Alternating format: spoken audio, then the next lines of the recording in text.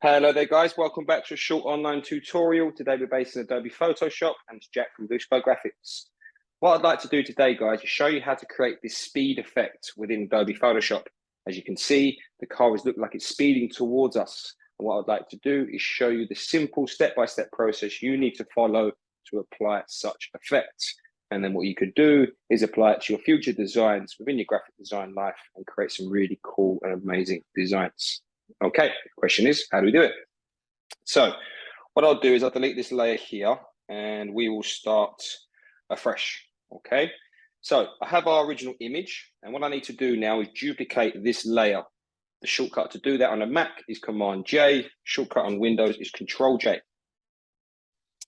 Now I'm going to apply a filter to this. So what I would like to do is make sure this is a smart object because I'll be applying then a smart filter, which we can edit and change. And it really sort of helps our workflow. So it's very simple. Around this area on the layer here, you right click and you convert to smart objects. Okay, with that layer still highlighted, I'm now going to go to filter, blur, radial blur. What I'm going to make sure and do is our blur method, I would like to be on zoom, okay? And our quality, I'd like to be at best. You can change the amount of the blur here, for instance. Probably say 15 would be the best number to use. And now if we use to press OK, as you can see, that speed effect has been created there. Now, what I'd like to do is bring back some clarity of the car. So with that image now, I'm just going to simply apply a layer mask to that layer. And I'm going to come and use the brush tool.